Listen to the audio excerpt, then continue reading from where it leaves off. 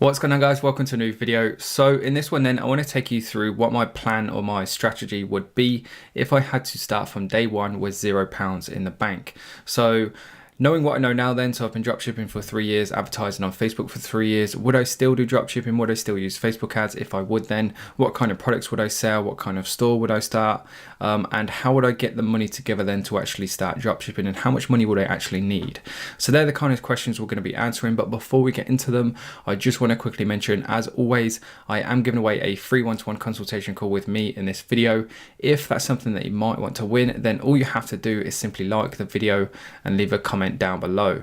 And if you commented on my previous video, then just make sure you stay tuned to the end of this one, where the winner will be announced. And with that being said then, guys, let's get straight into it. So starting from the beginning then, forgive me if I keep looking down. I've just got some notes on my phone just to make sure I don't forget to mention anything. So I'm starting from day one then, knowing what I know now. I've got £0 in the bank. Would I still do dropshipping? So the short answer is yes, just purely because in terms of scalability and how much time is actually involved, if you compare it to a lot of other business models, then it's quite an easy business to run. Like even now, like day to day, I probably spend, like if I really wanted to, I could spend like an hour a day probably, and that would be enough just to kind of keep things going. And then anything above that is just pretty much extra, so extra product research or extra time put into ads, or if I'm working on something new. But just to pretty much manage a dropshipping business, it doesn't actually take that much. So yes, I would still do dropshipping then, and if I had £0 in the bank, then I need to get some money together. So how would I do that? And I would go about it one of two ways. Number one, I would just simply flip things on eBay. So you can get an app called Profit Bandit on your phone. I think it's like a one-off payment of like $10, and you can go into discount stores in the UK and the US, scan barcodes on products, and it will tell you then what it's selling for on Amazon and what it's selling for on eBay. So if something's like really cheap and it's on offer, you can scan it, and if you can buy it for say £1. So to give you an example then, back in the day, we're going back like 4 years now when I used to do Amazon FBA. This is how I got started in e-commerce, believe it or not. I went into one of the discount stores. I can't remember what it was, probably like a pound store, because everything, the product I bought was 99p, so I'm not sure. It's one of the discount stores anyway, and Amanda Holden's biography was in there for 99p, and I made the person working there go into the back and bring absolutely every single copy out for me, and I ended up buying, it's something like 20 to 25 copies. Anyway, it was selling on Amazon for $11.99, I believe, so I sent them all into an Amazon fulfillment center, undercut Amazon themselves, and they sold out within the space of like 2 weeks, I think it was, and I made a pretty healthy chunk of profit. Another thing I did as well is I went into Costco, and they were selling these test papers, and it was coming up to like mock week where kids would be doing mock tests, and I ended up buying something like 45 copies because that was literally all I could afford to buy. And again, they sold out all within like the space of 2-3 weeks, and I made some pretty decent money. So in terms of like getting that quick turnaround and building up the cash in your bank account quite quickly, then flipping things on Amazon and eBay is definitely one of the things I would do. The second thing I would do then is start a social media marketing agency. So try and get as many clients on board as possible. Because I know Facebook ads pretty well, I'm pretty confident I could go to almost any business and be able to bring in more business for them than they would have to pay me. So again, that would be another way I would generate cash. Now, even though I'm pretty confident I can make a decent living doing that, the reason I would still go across into e-com and dropshipping is purely because number one, I don't like working for other people, and with a social media marketing agency as well, you're working for other people. If you don't provide a service that's good enough quality for them, then they essentially can tell you what to do or whatever, and I just don't like that at all. And the other thing as well is that with a social media marketing agency, you only get paid when you're working with us, whereas with e-commerce, you can sleep in till like 1-2 o'clock in the afternoon, look at your phone, and you've made some money. So that's pretty much how I would go about gathering up some cash, but the ultimate goal would be to get into e-com as soon as possible. In terms of how much money I'd want to save up before I moved across, the short answer is as much as possible, but as a very minimum, nowadays I would say £600 if you plan on using Facebook ads, preferably a bit more.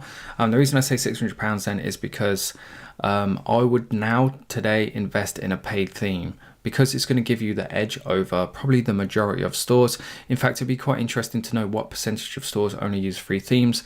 So just using a paid one then would give you that immediate advantage. It would make you look that much professional.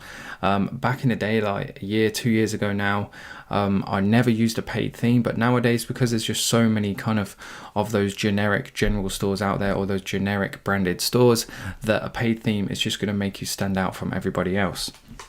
In terms of paid themes then, which ones would I recommend? There's kind of like three main ones. Number one is Shoptimized. I'm not affiliated with either of these, by the way, but number one is Shoptimized. I really like the way you can customize their stores and kind of like the clarity and the contrast of the colors they use. And then the other two you can actually get from the Shopify theme marketplace as well. They're called Envy and Parallax. So make sure you go and check those ones out. And you're looking at about, I believe, on the Shopify theme marketplace, I think they're $120, whereas Shoptimize is a bit more expensive than that, and I think the base package is about $160 or $180. So now that I've got some money in the bank then, and I'm ready to start my store, what kind of store would I start, what kind of products, etc. So knowing what I know now then, I would go for a branded store in a niche that is a pretty decent size, but it's just like, it's less competitive, it's untapped. And a good example of this then would be the golfing niche. Because I'm interested in golf, I watch a lot of golfers on YouTube. There's a lot of influencers on YouTube, a lot of influencers on Facebook and Instagram, and hardly any of them are selling somebody else's products. It's just a really good untapped market, and they get a ton of views as well. Like the potential or the overall size of the niche is absolutely huge. Another good example of this one as well is the hiking and camping niche. Again, on YouTube there's a ton of people who all they do is make videos and talk about different camping like gadgets, not even ones they're trying to sell, just ones like trying to help people out. They talk about places they've gone camping, etc. Again, it's just a really they get a ton amount of views, and it's not a very competitive niche, so there's definitely a lot of potential. In terms of the products then, I would start my store with POD clothing, and I would have like t-shirts and jumpers, etc., apparel with like funny memes on. So you only have to Google like funny memes to do with golf, and there's just a ton of different ones that are really funny.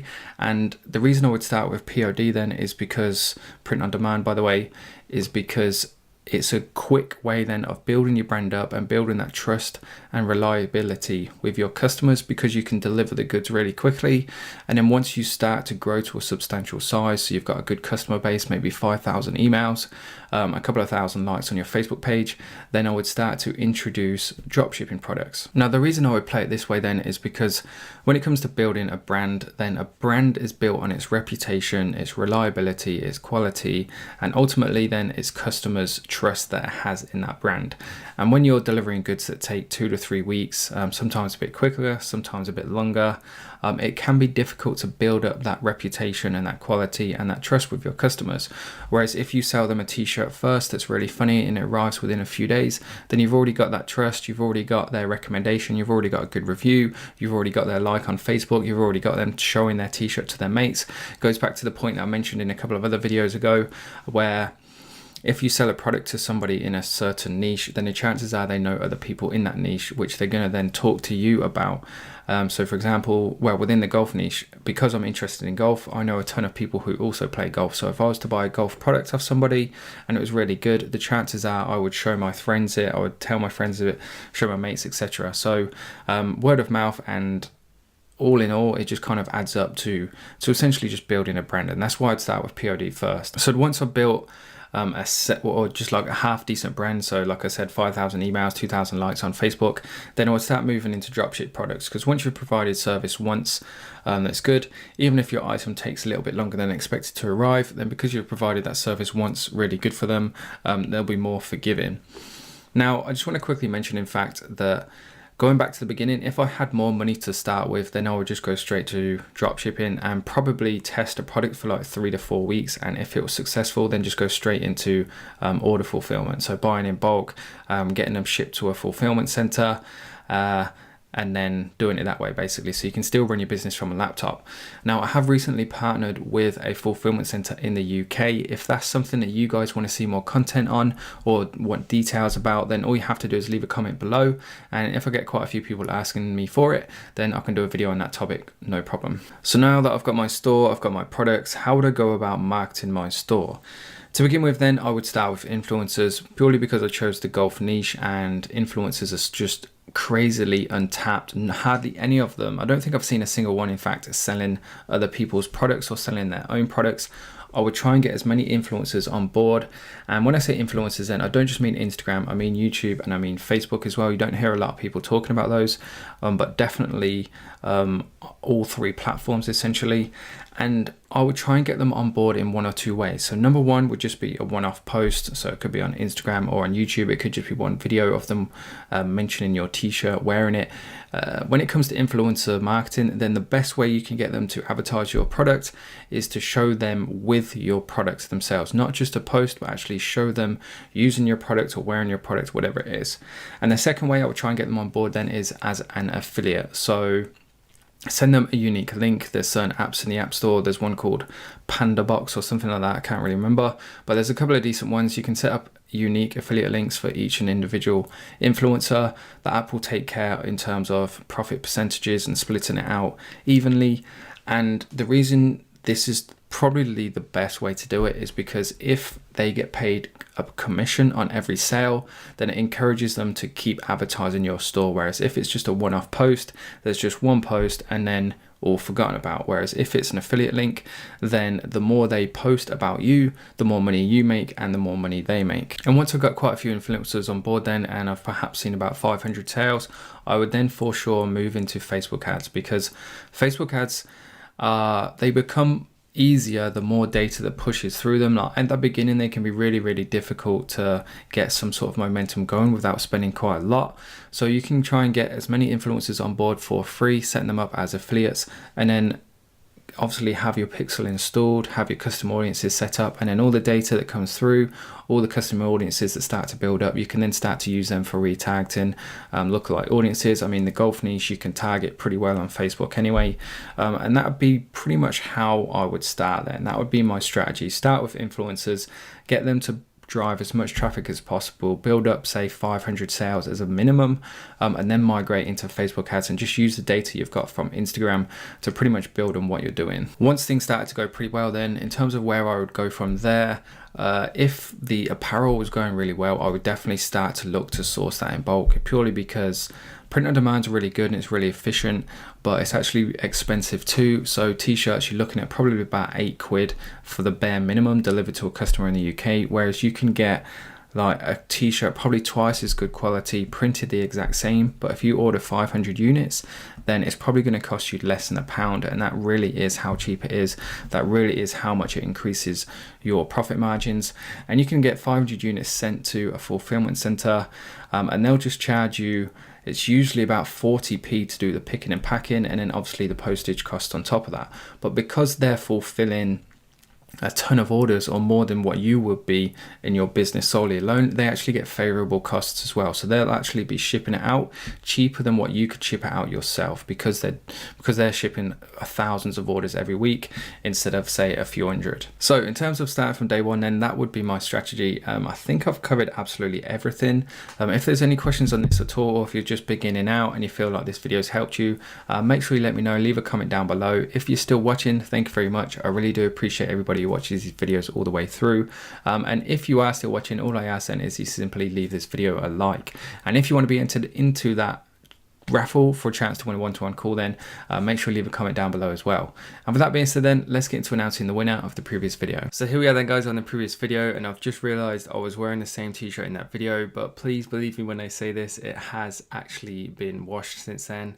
But anyway, if you haven't watched this video, make sure you go and check it out. There's quite a lot of useful information in that dropshipping is getting more difficult, and there's certain things you have to do now, certainly compared to what I used to have to do 2-3 years ago when I started. It's certainly a lot more competitive, a lot more difficult to succeed. So if you haven't watched that yet and you are just getting started, make sure you go check it out. So anyway, I'm just going to take the video URL up here, head over to our comment picker, get YouTube comments, 57 in a day. That is, I'm pretty sure that's like a record, so thank you very much. Please do keep the support coming. We're going to be at 10k subs in no time, I'm sure. And the winner of the previous video then is Ainesh. So thank you very much for commenting on my video. Make sure you reach out on Instagram, we can get that call arranged. And guys, if you want to stop trying your luck, or you've been commenting on my videos for weeks and weeks, but you just want to get straight down to business and book a call, you can do so. Just make sure you check out the links in the video description below. And with that being said then, guys, I'll see you in the next one.